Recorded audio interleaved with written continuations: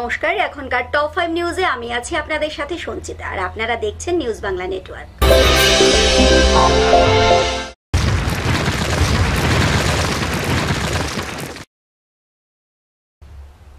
খবর এখন বিস্তারিত। রবিবার দিন দুপুরে চিকিৎসায় গাফিলতির অভিযোগ তোলে ঊনকোটি জেলা হাসপাতালে রোগীর নিকট আত্মীয়ের তাণ্ডবে ভাঙচুর, লাঞ্ছিত কর্তব্যরত চিকিৎসক। অভিযুক্তদের বিরুদ্ধে থানায় অভিযোগ জানালেন চিকিৎসকেরা। আসামি গ্রেপ্তার না হলে কর্মবিরতির সিদ্ধান্ত নেন চিকিৎসকেরা।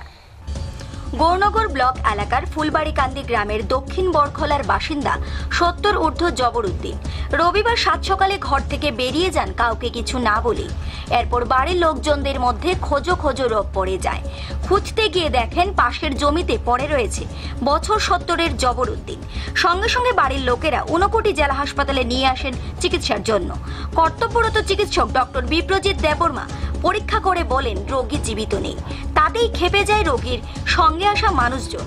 গেট জানালার কাঁচ ভেঙে দিয়ে স্টিলের চেয়ার ভাঙচুর করে। কর্তব্যরত চিকিৎসক ডক্টর বিপ্রজিৎ দেববর্মার শার্ট গেঞ্জি ছিঁড়ে ফেলে চরমভাবে লাঞ্ছিত করে, মাথায় আঘাত করে কাচের টুকরো ঢুকে যায় ডাক্তারবাবুর মাথায়। ডাক্তারবাবুকে বাঁচাতে গিয়ে আক্রমণের মুখে পড়েন বেসরকারি নিরাপত্তা কর্মী নিতাই নম। আহত হয়ে দুজনেরই প্রাথমিক চিকিৎসা চলছে হাসপাতালে। কর্তব্যরত নার্সরা আতঙ্কে হাসপাতালের শৌচালয়ে পালিয়ে যায়। আক্রমণের ঘটনার পরে চিকিৎসকেরা মেডিকেল সুপারের ঘরে বসে বৈঠক করে সিদ্ধান্ত নেন যতক্ষণ পর্যন্ত আসামি গ্রেপ্তার করছে না পুলিশ, ততক্ষণ পর্যন্ত জবরউদ্দিনের মরদেহ পরিবারের হাতে দেওয়া হবে না। ময়না তদন্তও করবেন না চিকিৎসকেরা। রবিবার জরুরি পরিষেবা ছাড়া অন্যান্য পরিষেবা বন্ধ রেখেছেন। যদি অপরাধী গ্রেপ্তার না হয় তাহলে সোমবার থেকে সব পরিষেবাই বন্ধ করে দেবেন। বৈঠকের পরই আক্রান্ত চিকিৎসক ডক্টর বিপ্রজিৎ দেববর্মা কৈলাসহর থানায় এফআইআর করেন। এফআইআর কপি ফরওয়ার্ড করেন মেডিকেল সুপার ডক্টর সত্যজিৎ পালের কাছে। আক্রমণ সম্পর্কে আক্রান্ত চিকিৎসক ডক্টর বিপ্রজিৎ দেববর্মা আমাদের নিউজ বাংলার প্রতিনিধিকে জানান, আমি ডিউটিতে ছিলাম, একটা ব্রড ডেড একটা রুগী নিয়ে আইছে। তো এসে সঙ্গে সঙ্গে চিৎকার চেঁচামেচি ডাক্তার কই। তো সঙ্গে সঙ্গে আমি অ্যাটেন্ড করলাম করে সেটা এটারে মানে বাইরে ছিল, বাইরে থেকে ভিতরে নিয়ে যাকে অক্সিজেন লাগাই এটাকে সব কিছু দিলাম। কিন্তু তারা জানতে পারলাম যে তার হার্টের রোগ ছিল, প্লাস সে শিলচরে অনেকবার গেছে। তো বয়স 80 বছর। তো তারা কইলাম যে কাগজপত্র কিছু আনছে না। তো ইমার্জেন্সি ট্রিটমেন্ট করার পর যখন দেখলাম যে এটা ব্রড ডেড, তো তারা আমি জানালাম কাগজপত্র নিয়ে আসো। কাগজপত্র নিয়ে এলে তারপরে আমি দেখুন বাকিটা। তো ডিক্লারেশন দেওয়ার সঙ্গে সঙ্গেই তাদের মধ্যে 3-4 জন হঠাৎ করে উত্তেজিত হইয়া আমার 3 জনে মিলে টাইনা লয়ে গেল, গিয়া চর থাপ্পড় দিল, গেঞ্জি ছিঁড়ে দিল। এরপরে একটা ছেলে একটা ডেস্ক তুললে আমার দিকে ছুঁড়ে মারছে। সিকিউরিটি এসে মাঝখানে আটকায় এলো, এটা আমার মাথায় পড়ছে না। আরেকজন একটা লোহার রড নিয়ে এসে বাড়ি দেওয়ার চেষ্টা করছে, তখন আমার সিকিউরিটি মাঝখানে আটকাই দিছে। তো আমার সিকিউরিটিরও উন্নয়ন দিয়েছে, আমার পাশে দিয়ে গিয়া রক্ত বেরিয়েছে কিছু। পেশেন্টের কি নাম? পেশেন্টের নাম হচ্ছে বাদারউদ্দিন, 70 বছর বয়স। যখন ঘটনাটা হয় ওনার পেশেন্টের পক্ষ থেকে দাবি করা যাচ্ছে যে নাকি অনেক সময় পরে নাকি ওনাদের চিকিৎসা শুরু হয়েছে। না, একদমই না। আমি যখন ছিলাম এখানে আমি ইমার্জেন্সি ছিলাম, আমি আউটডোর রুমে শুধু একটা খাতা আনতে গেছিলাম। খাতা আনার সঙ্গে সঙ্গে কিন্তু তখনও পেশেন্ট ঢুকছে না। যেই মাত্র দেখছে যে একটা ইমার্জেন্সি পেশেন্ট এসে, আমার স্টাফ গিয়ে আমার সঙ্গে সঙ্গে আনার পরে আমি যখন আইসি তখন দেখতেছি রুগীটা ঢুকতেছে এখানে। তো সঙ্গে সঙ্গে আমি ইমিডিয়েটলি চিকিৎসা শুরু করছি। কিন্তু তারা আসার সঙ্গে সঙ্গেই তারা একটা মানে অলরেডি তারা রেডি ছিল যে কিছু একটা তারা করবো। আমি তার জন্য পুলিশ ডক্টর মিস্টার চৈতন্য রিয়াংরে ফোন করছি। তো যেহেতু আমি কক্সবাজারকে গেছি, তারা বুঝতে পারছে না, পুলিশকে আমি ডাকছি। তো তারপরে আমি তারা জানাইছি যে তোমার রুগী কিন্তু অ্যানিমিক ছিল, হার্ট অ্যাটাক করছে। আমি জাস্ট বাইরেছি, বারণের সঙ্গে সঙ্গে তারা ঘটনা করছে। জবরউদ্দিনের নিকট আত্মীয়রা এই ঘটনায় হতভম্ব। এরা আমাদের নিউজ বাংলার প্রতিনিধিকে জানান, তো ফটো দিয়ে আমরা সোশ্যাল গ্রুপ বাইক 2 জন আর আমি যখন চাইলে চলে আসলাম যে আমরা 3 জন হয়েছি। সারটা পাইছি স্যারগুলো ওপিডি তো তারা সিকিউরিটি গার্ড আছেন, ওই ওপিডিতে গেছে। এখানে আমরা দৌড়িয়ে গেছি, তখন স্যারটা এখান থেকে দৌড়ে নিয়ে যাওয়ার ট্রিটমেন্ট আমি গেছি। এবার তো স্যার এখান থেকে রুগী মারা গেছে।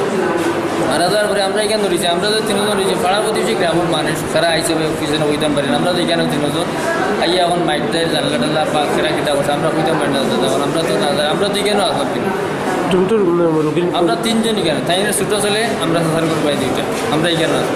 এই যে মৃত বদরুদ্দিনের তুমি নিকট আত্মীয় তো না?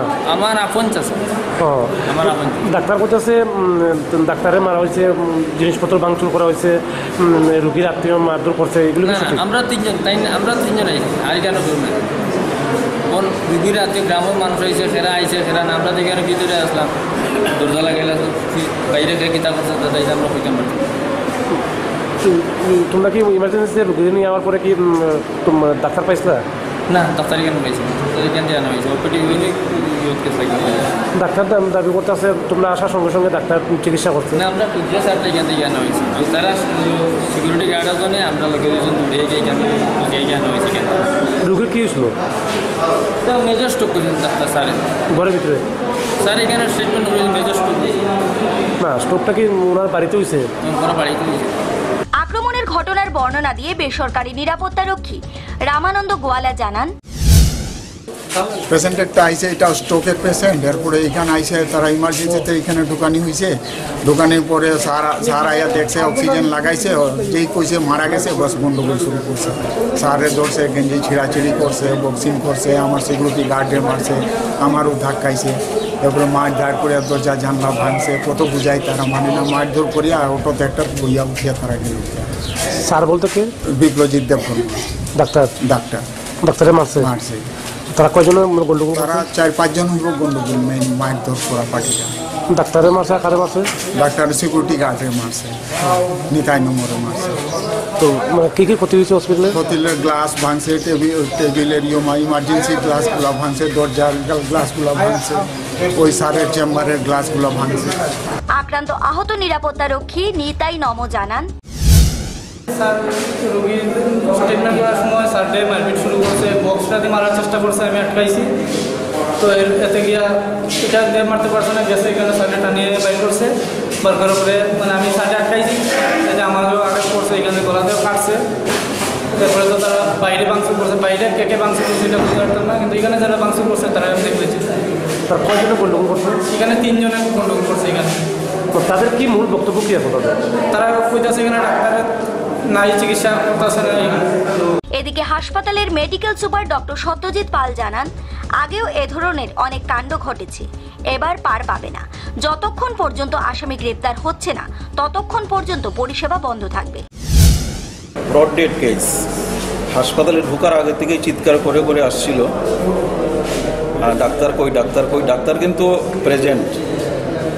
যেই ডাক্তার ডিক্লেয়ার করেছে যে এটা মারা গেছে আগেই, এরপর থেকে ডাক্তারকে অ্যাসাল্টেড, ডাক্তারের মাথা ফাটিয়েছে, ডাক্তারের ড্রেস ছিঁড়ে টিড়ে, তারপর সিকিউরিটির বুকে ঢুকে মারাত্মক আহত করেছে সিকিউরিটিকে। যাই হোক, সিকিউরিটির তৎপরতায় ডাক্তারবাবু বেঁচে গেছে, নাহলে হয়তো ডাক্তারবাবুকে একটা কিছু করতো। এই জন্য সিকিউরিটি পার্সোনালসকে আমি ধন্যবাদ জানাচ্ছি। আর এরপর তারা শুরু করলো হাসপাতাল ভাঙচুর। হাসপাতালের গ্লাস টাস সব ভেঙে টেঙে যা তছনছ করে দিয়েছে। এখন ডাক্তারবাবু সবাই মিলে একটা এফআইআর করা হয়েছে যাতে ইমিডিয়েট কালপ্রিটকে অ্যারেস্ট করা হয়। ইমিডিয়েট। এটা ব্রড ডেড কেস, পোস্টমর্টমের ব্যাপার। পোস্টমর্টম ছাড়া এই ব্রড ডেড কেস ছাড়া যাবে না, নাম্বার 1। নাম্বার 2, ডাক্তারবাবুরা প্ল্যান করেছে আজকে পোস্টমর্টম করবেই না। এবং 3 নম্বর হলো যে আজকের মধ্যে যদি এই কালপ্রিটরা অ্যারেস্টেড না হয় এবং শাস্তিমূলক কিছু না করা হয়, তাহলে কোনো ওপিডি সার্ভিস, ইমার্জেন্সি সার্ভিস ছাড়া কোনো সার্ভিস এখানকার ডাক্তারবাবুরা দেবে না।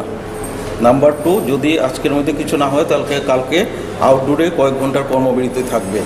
সেই ব্যাপারটা আমরা হেলথ মিনিস্টারকে জানিয়েছি, আমরা ডিএইচএসকে জানিয়েছি, আমরা এসপিকে জানিয়েছি, ডিএমকে জানিয়েছি।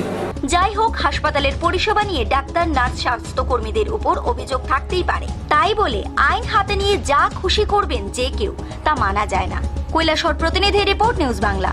আমবাসার কুলাই এলাকার কিছু বেকার যুবকেরা সামাজিক কাজে নিজেদের নিয়োজিত রাখার অঙ্গীকারবদ্ধ হয়ে দীর্ঘদিনের স্বপ্ন পূরণ করল তারা। রবিবার রাজ্যের ক্রীড়ামন্ত্রী মনোজ কান্তি দেবের হাত ধরে পথ চলা শুরু করলো তাদের ঐকান্তিক প্রচেষ্টার ফলস্বরূপ সেবা সঞ্চালন সামাজিক সংস্থার। মানুষের সেবায় সর্বদা নিজেদের নিয়োজিত রাখার অঙ্গীকার নিয়ে পথ চলা শুরু করলো সেবা সঞ্চালন সামাজিক সংস্থা। আমবাসার কুলাই এলাকার কিছু বেকার যুবকেরা মিলে গঠন করলো এই সামাজিক সংস্থা। রবিবার এই সেবা সঞ্চালন সামাজিক সংস্থার আনুষ্ঠানিক উদ্বোধন হলো। কুলাই টাউন হলে রাজ্যের ক্রীড়া ও খাদ্য দপ্তরের মন্ত্রী মনোজ কান্তি দেবের প্রদীপ প্রজ্বলনের মধ্য দিয়ে পথ চলা শুরু হলো এই সেবা সঞ্চালন সামাজিক সংস্থার। অনুষ্ঠানে অন্যান্যদের মধ্যে উপস্থিত ছিলেন লেখক সুজিত ভৌমিক, মহকুমা পুলিশ আধিকারিক প্রণব দেবনাথ, সংস্থার সম্পাদক সুশান্ত দে প্রমুখরা। সমগ্র অনুষ্ঠানটিকে ঘিরে সকলের মধ্যে ব্যাপক উৎসাহ ও উদ্দীপনা পরিলক্ষিত হয়। আজকে আপনারা এই অনুষ্ঠান করছেন, সেই উদ্দেশ্য যাতে সফল হয়, আমাদের সমাজে আত্মনির্ভর শোষিত বঞ্চিত মানুষের স্বার্থে আপনার নির্দেশ প্রয়াস আপনাদের জানা থাকবে। আপনাদের সেবার মাধ্যমে মানুষের কাছে আপনারা পৌঁছবেন, মানুষের উপকার যাতে আপনারা রাখতে পারেন, মানুষের জন্য কিছু করার অনুভূতি আপনাদের মধ্যে রয়েছে, সেই জন্য এই সংস্থার প্রতিটা কর্মকর্তাকে আমি অসংখ্য ধন্যবাদ জ্ঞাপন করছি। আমবাসা প্রতিনিধি রিপোর্ট, নিউজ বাংলা। তেলিয়ামুড়া মহকুমার কৃষ্ণপুর মণ্ডলের উদ্যোগে এক দল ত্যাগ সভার মধ্য দিয়ে সিপিআইএম এর 782 জন ভোটার বিজেপি দলে যোগ দেন। তাদের দলীয় পতাকা দিয়ে বরণ করে নেন মুখ্য সচেতক তথা বিধায়িকা কল্যাণী রায়। রাজ্যে পালা বদলের পর দল পরিবর্তনের হিড়িক অব্যাহত। প্রত্যেক দিনই রাজ্যের কোথাও না কোথাও মানুষ দলে দলে যোগ দিচ্ছেন বর্তমান শাসক দল বিজেপি বা আইপিএফটি দলে। রবিবারও তার ব্যতিক্রম হয়নি। তেলিয়ামুড়া মহকুমার কৃষ্ণপুর মণ্ডল কমিটির উদ্যোগে মুঙ্গিয়াকামি বাজারে অনুষ্ঠিত হয় এক দল ত্যাগ সভা। এই সভায় প্রধান অতিথি হিসাবে উপস্থিত ছিলেন তেলিয়ামুড়ার বিধায়িকা তথা বিধানসভার মুখ্য সচেতক কল্যাণী রায়। এই দল ত্যাগ সভায় সিপিআইএম দল ছেড়ে 782 জন ভোটার বিজেপি দলে যোগ দেন। দলীয় পতাকা দিয়ে তাদের দলে বরণ করে নেন কল্যাণী রায়। এদিনের এই সভায় অন্যান্যদের মধ্যে উপস্থিত ছিলেন খোয়াই জেলা সহসভাপতি বিকাশ দেববর্মা, মণ্ডল সভাপতি নির্মল সরকার সহ অন্যান্য নেতৃত্বরা। ত্রিপুরাতে যে সরকার প্রতিষ্ঠিত হয়েছে, ভারতীয় জনতা পার্টির নেতৃত্বে এই সরকার, কিন্তু এই সরকার 37 লক্ষ মানুষের সরকার। এই সরকার ত্রিপুরা রাজ্যের প্রত্যেকটি মানুষের সরকার। তাই আমরা দেখতে পাচ্ছি এই সরকারের মাননীয় মুখ্যমন্ত্রী থেকে শুরু করে সমস্ত মন্ত্রী বিধায়করা জনদরবারে হাজির হয়েছে। জনদরবারে পার্টি অফিস থেকে শুরু করে আমাদের রাজ্যের মুখ্যমন্ত্রীর বাসভবন এবং সেক্রেটারিয়েট পর্যন্ত মানুষের কথা আমাদের রাজ্যের মাননীয় মুখ্যমন্ত্রী এক এক করে প্রত্যেকের অভিযোগ শুনছে এবং প্রত্যেকটি। তেলিয়ামুড়া প্রতিনিধি রিপোর্ট, নিউজ বাংলা। সময় হয়ে গেল একটি বিজ্ঞাপন বিরতির। ফিরে আসছে বিরতির পর, সঙ্গে থাকুন। দ্য বিগ মার্ট একটি সম্পূর্ণ ডিপার্টমেন্টাল স্টোর্স। এখানে একই ছাদের তলায় পেয়ে যাবেন শিশু থেকে শুরু করে পুরুষ মহিলার লেটেস্ট ডিজাইনের পোশাক সহ আপনার ব্যবহৃত সব ধরনের গৃহ সামগ্রী। বিভিন্ন সামগ্রীর উপর প্রতি কেনাকাটায় আপনারা পেয়ে যাবেন আকর্ষণীয় ছাড়। তাই আজই চলে আসুন আমাদের ডিপার্টমেন্টাল স্টোর্স দ্য বিগ মার্টে। আমাদের ঠিকানা নেয়ার ICICI bank, DNB road, Dharmanagar, north Tripura. ফিরে এলাম বিরতির পর। আসামিকে না পেয়ে বাড়ির মহিলাদের থানায় তুলে এনে অমানবিক নির্যাতনের অভিযোগের তীর উঠল করিমগঞ্জ জেলার নিলামবাজার থানার পুলিশের বিরুদ্ধে। অভিযোগের তীর মহিলা কনস্টেবল সুমিতা চৌধুরী এবং ওসি লিটন নাথের দিকে। এই ঘটনার তীব্র নিন্দা জানান বিজেপি নেত্রী শিপ্রাগুন। অভিযুক্ত আসামিকে ধরতে না পেরে বাড়ির মহিলাদের থানায় এনে অগণতান্ত্রিকভাবে আইনকে বৃদ্ধাঙ্গুলি দেখিয়ে অমানবিক নির্যাতন করল নিলামবাজার থানার পুলিশ। অভিযোগের কেন্দ্রবিন্দুতে মহিলা কনস্টেবল সুমিতা চৌধুরী এবং থানার ওসি লিটন নাথ। তার প্রতিবাদে গান্ধাই ব্রাহ্মণ শাসন জিপি পরিষদ সদস্য নেহারুন নেসা খানম ও করিমগঞ্জ জেলা কংগ্রেস সহসভাপতি বদরুল হকের নেতৃত্বে নির্যাতিতা মহিলা ও পুরুষদের নিয়ে নিলামবাজার পুলিশের বিরুদ্ধে সার্কেল অফিস ঘেরাও করে বিক্ষোভ প্রদর্শন করেন। পরবর্তীতে circle officer doctor Khaleda Sultana আহমেদকে রীতিমতো ঘেরাও করল নিলামবাজার থানার ওসি লিটন নাথ ও কনস্টেবল সুমিতা চৌধুরীর বিরুদ্ধে নিরীহ মহিলাদের অযথা বেধড়ক মারপিট করার অভিযোগ তোলে ক্ষোভে ফেটে পড়েন ক্ষুব্ধ জনতা। বিক্ষোভকারীরা মুখ্যমন্ত্রীর উদ্দেশ্যে স্মারকপত্র প্রদান করে পাশাপাশি ওসি লিটন নাথ ও সুমিতা চৌধুরীর বিরুদ্ধে আদালতে মামলা দায়ের করা হয়। এই ঘটনায় তীব্র নিন্দা জানান বিজেপি নেত্রী শিপ্রা গুহ। তিনি বলেন, এভাবে নিরীহ মহিলাদেরকে থানায় এনে নির্যাতন করা ঠিক হচ্ছে না। বর্তমান সরকার মহিলাদের সুরক্ষার কথা ভাবে, তাই যে সমস্ত পুলিশ কর্মী এই ঘটনার সাথে জড়িত তারা দোষী প্রমাণিত হলে তাদের বিরুদ্ধে আইনি ব্যবস্থা নিতেই হবে।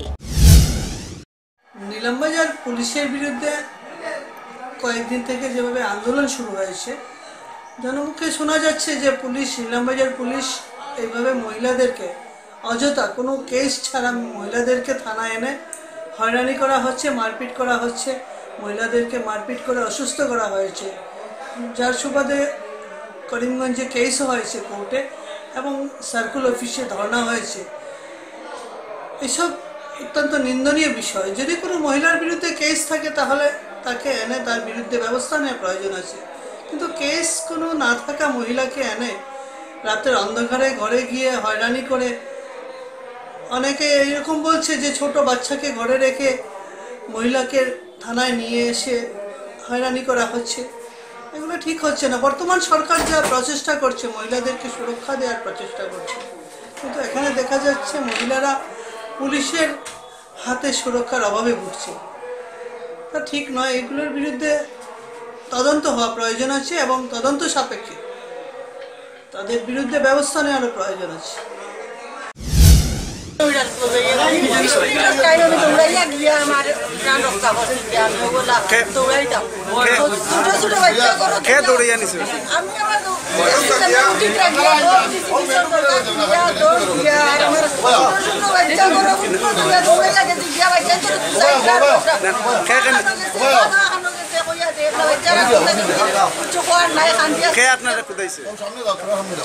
লিটন নাথ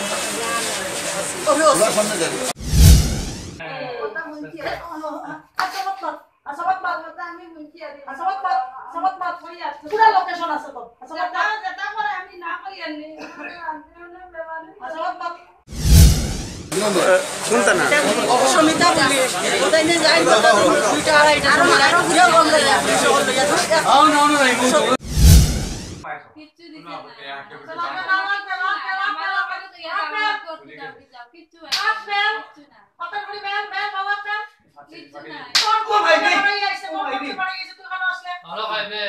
যেটা আছে কই আছে আর মাল কিটা দিছে আমি তো কই কিন্তু খানো আছে ও তোর মার বাসি দেই পরে তোমার কাছে না আমরা সুরত দেখাই তো সব কম আনবো না মারছি আমি না আমারে কিছু দিছে না। বারোগ্রাম প্রতিনিধি রিপোর্ট, নিউজ বাংলা। 13ই মে সারা বিশ্বে পালিত হলো বিশ্ব মাতৃ দিবস। গর্ভধারিণী মায়ের ঋণ কখনো কোনো সন্তান পরিশোধ করতে পারে না। তারপরও এই দিনটিতে প্রত্যেক সন্তান চায় মা যেন ভালো থাকে, সুস্থ থাকে। যদিও মায়ের কাছে মাতৃ দিবস বলতে কিছু নেই, সন্তানের কাছে মা প্রতিদিনই মা। মায়ের জায়গা সবার উপরে। প্রত্যেকটি সন্তানের কাছে মায়ের স্নেহ ও ভালোবাসার চেয়ে আর বড় কিছুই হতে পারে না।